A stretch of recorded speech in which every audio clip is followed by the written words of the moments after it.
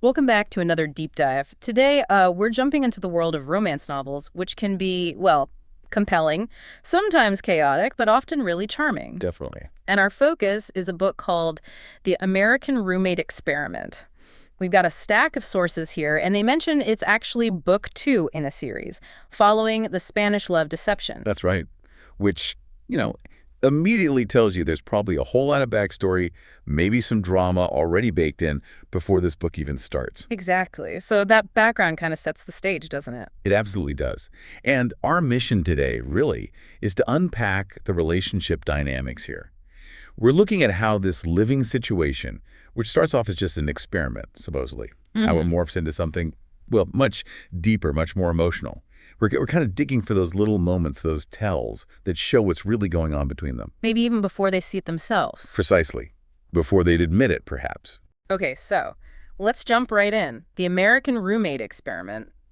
It really throws us into this unexpected shared life pretty quickly. It does. The sources really paint a picture of the everyday stuff, but it's also incredibly intimate right away. Like, I saw mentions of a super early start, 6:00 a.m. coffee and quesadillas together. Yeah, exactly. It sounds kind of cozy, maybe a little chaotic, but definitely intimate for people who are just supposed to be roommates in an experiment. Sets a certain tone, doesn't it? It really does. And what's interesting is how those first interactions immediately set up their dynamic. You see the female lead.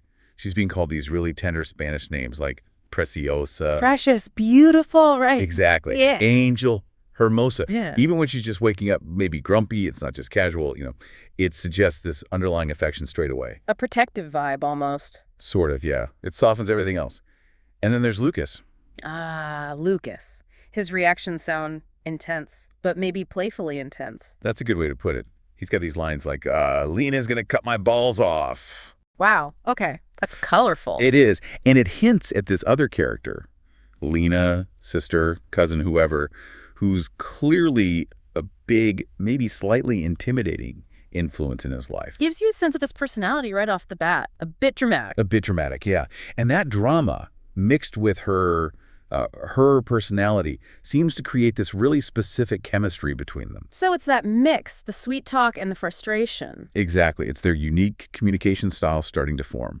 You've got the Spanish endearments, which show the feeling underneath, but then also this very direct, sometimes exasperated back and forth. Like playful sparring. Precisely. It's affection shown through jabs and, getting on each other's nerves. It's a classic romance thing, really. Okay, so as we dig deeper, this theme of conflict keeps popping up, right? Often over little things. Oh, definitely. Small sparks, but big reactions seem to be the pattern. Lucas has these moments, these outbursts like, but what the hell are you doing, Lucas? Like he's talking to himself in frustration. Or just a bewildered, what's happening here? Yeah. Like he's constantly thrown off balance by her. It paints this picture of him being just perpetually flustered. It sounds like that classic push and pull you see sometimes. It really is. That tension, that back and forth bickering, then tenderness. It often builds something stronger, doesn't it? Than if things were just smooth sailing. Right. It was more dynamic. And you even get these funny accusations, like him not fixing anything lying there like a doll. Haha. Or even a playful, I'm going to kill you. It's obviously not serious, but it's how they engage. It's frustrating, but also really intimate. Makes you wonder, doesn't it? If they react that strongly, maybe it's because they actually care quite a bit. Indifference would be quieter. That's a great point. Indifference is the real killer, not loud arguments necessarily. And the arguments themselves sound kind of funny and relatable, like fighting over music. Oh yeah, the music. The sources list quite the mix. Coldplay, The Smiths. Bit angsty. Right.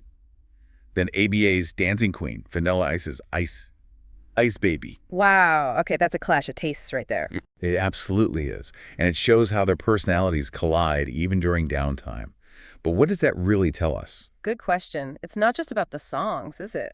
I don't think so. It feels more like it's part of their ritual. It's how they interact, how they test each other's boundaries in a pretty low-stakes way. And doing that actually makes them closer. Kind of paradoxically, yeah. It builds comfort with each other's quirks, solidifies that intimacy. It's a rom-com staple. Huh. And there was something about a wild dog. Yeah, described as uncontrollable. It almost feels like a metaphor for their own relationship, doesn't it? Chaotic, energetic. But maybe vibrant because of it. Exactly. It suggests their intensity isn't necessarily a problem. It's just them. For some couples, conflict isn't the end. It's part of how they understand each other better. That makes sense. But amidst all that chaos, the sources also point to these really tender moments, right? Like quiet beats in the noise. Absolutely crucial. They punctuate the arguments. And that's where those pet names really land. Bella Durmiente, Sleeping Beauty. And cariño, which like dear or darling, it shows that beneath the surface arguments, there's this deep well of affection. So the declarations of affection kind of balance things out? They have to, right? They provide that counterbalance. Lucas might be exasperated, but then he'll say, you know, you are the best. Or even comparing her to a flower, a rose. It sounds quite poetic, actually. These moments act like anchors. They remind everyone, including the listener, that there's real care there. And what about Lucas owning his mistakes? The sources mention him saying things like, I'm an asshole or I'm an idiot. Yeah, he doesn't seem to shy away from admitting when he's messed up. That's pretty big, actually. It is. Yeah. That kind of raw honesty, even if it's self-critical, is really quite endearing, isn't it? And vital for growth. So many characters can't do that. True. It makes him more relatable. That's silly. And then there are these everyday things, like the cronut. Oh, the croissant donut hybrid? Yes. Or dulce de leche. They're not just food items. They become these little symbols in the relationship. Like markers for memories. Exactly. Maybe tied to a specific shared moment, a laugh, maybe a vulnerable conversation. They become emotional touchstones, giving you that piel de gallina. Goosebumps. Goosebumps, yeah. They represent shared history, those inside jokes that build real intimacy. And it's interesting they also mention things like Tinder and Bumble. Right. It grounds the story, puts it firmly in our modern dating world. And it creates such a contrast, doesn't it, between that swiping culture and this messy, intense, but very real connection developing between them. Absolutely. It highlights the difference between something potentially fleeting and something with real depth, something that feels like a conscious, if complicated, choice. Okay, so there's a turning point then, where the experiment label really falls away. Seems like it. That's when you get these really direct, heartfelt declarations from Lucas. Things like, you steal my senses. Wow. Intense. Very. Or even, I am at your feet. I mean, that's pretty much complete surrender to his feelings, isn't it? No holding back. Yeah, no ambiguity there. The experiment is definitely over. It is. And looking at the whole arc, it's clear this messy, complicated relationship ends up being really transformative for both of them. They learn to deal with each other's stuff. Pretty much. Like Lucas needing, as he puts it, God's patience just to handle Lena, his sister or cousin. Right. It shows that growth comes from accepting the whole package, quirks and all. Even chaotic starts can lead to something stable and loving if people are willing to really see each other. So by the end of these excerpts, there's a real sense of love and acceptance, despite everything. Definitely. It comes through in the simple things, too, like those good nights, when it's not just preciosa, good night, precious. It adds this layer of warmth and security even after all the turbulence. Shows the foundation is strong. Yeah, it feels solid beneath the surface noise. Which brings up an interesting point, doesn't it? Even with all the bickering, the chaos, those Spanish outbursts like joder, pero qué cojones. Which sound pretty intense. Right.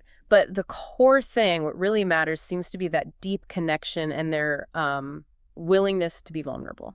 Exactly. It feels real, you know? Complete with details like an I love NYC shirt or a random pink flamingo, it adds that touch of authentic color. It really shows how sometimes the strongest connections aren't formed in perfect calm, but right in the middle of the messy, unfiltered stuff. Couldn't agree more. So wrapping this up, what this deep dive into the American Roommate experiment really highlights for us is that love, well, it isn't always neat and tidy. Far from it sometimes. It can be messy, loud, full of disagreements, maybe even some playful threats thrown in, but ultimately it can be incredibly rewarding. It's kind of a perfect example of that enemies to lovers journey done well. And maybe that leaves us with a thought, right? If a relationship that starts as an experiment, filled with all this passionate chaos, can actually lead to such a deep connection, what does that suggest about where we might find our most important bonds? They might not be where we expect them. That's a great point. How much turbulence, how much emotional messiness are you, the listener, willing to navigate to find something truly real? Something to think about. Definitely something to think about. Thank you for joining us on this deep dive.